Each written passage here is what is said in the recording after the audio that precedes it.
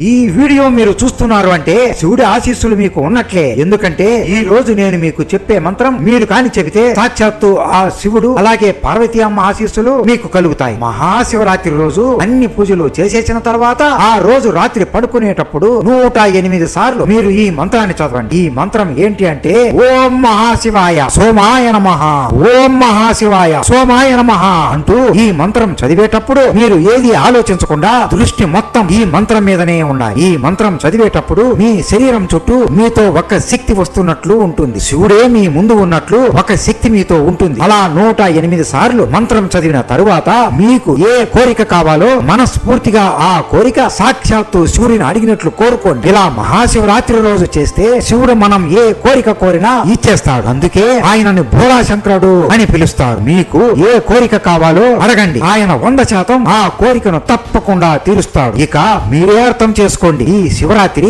ఎంత మహోన్నతమైన రోజును. అసలు పార్వతీదేవి శివుడితో ప్రేమలో ఎలా పడిందో మీకు తెలుసా? శివ పార్వతుల పెళ్లి ఎలా జరిగిందో మీకు తెలుసా? శివుడు విష్ణువు కొడుకుని ఎందుకు చంపాడో మీకు తెలుసా? పార్వతీకి పిల్లలు ఎందుకు పుట్టరో మీకు తెలుసా? కార్తికేయ స్వామి ఎలా జన్మించారో మీకు తెలుసా? ఇవన్నీ తెలుసుకోవాలి అంటే మన ఛానల్ తెలుగు హిస్టరీ టేల్స్ లో పెద్ద వీడియో పెట్టాం, అది మిస్ అవ్వకుండా చూసేయండి. శివుడు అంటే మీకు ఇష్టం ఉంటే హర హర మహాదేవ అని కామెంట్ చేసి లైక్ చేసి సబ్స్క్రైబ్ చేయండి. హర హర మహాదేవ.